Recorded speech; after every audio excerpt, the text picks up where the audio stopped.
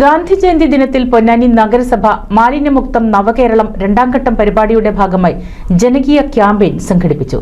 ക്യാമ്പയിന്റെ ഭാഗമായി സൈക്കിൾ റാലിയും ചൂണ്ടയിടൽ മത്സരവും സ്കേറ്റിംഗ് റാലിയും നടന്നു.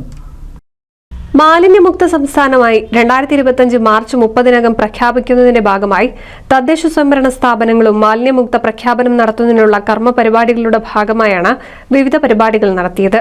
സ്വച്ഛതാ ഹി സേവയുടെ ഭാഗമായി Ponnani ഭാരതപ്പുഴയോരം ശുചീകരിച്ചു.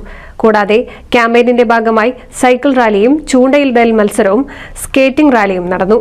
P Nandakumar MLA campaign ഉദ്ഘാടനം ചെയ്തു.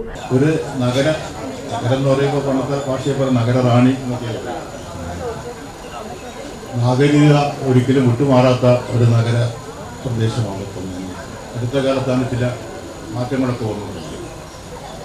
അതുകൊണ്ട് ഇവിടുത്തെ ഈ പ്രവർത്തനം ഏറ്റെടുക്കുമ്പോൾ മറ്റ് നഗരങ്ങളിൽ നിന്ന് വ്യത്യസ്തമായ തോതിലേക്കുള്ള ശക്തവും അതുപോലെ തന്നെ ആത്മാർത്ഥമായ ജനങ്ങൾ പങ്കാളിത്തത്തിന്റെ ഇടപെടലും ആവശ്യമാണ്.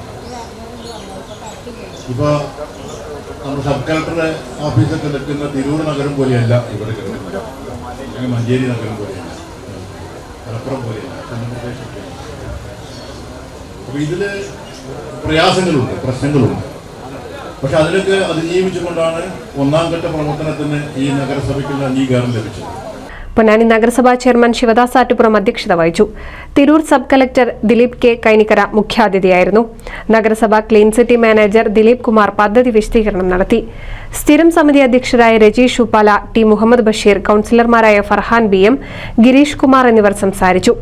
ആരോഗ്യ സ്ഥിരം സമിതി അധ്യക്ഷ ഷീന സുദേശൻ സ്വാഗതവും നഗരസഭാ സെക്രട്ടറി S. സജിറോൺ നന്ദിയും പറഞ്ഞു. NCV news Ponnani.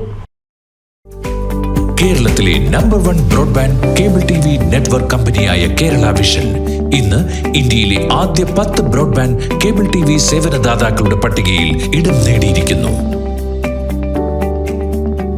Vision success ആഘോഷിക്കാം ഈ അഭിമാന നേട്ടം.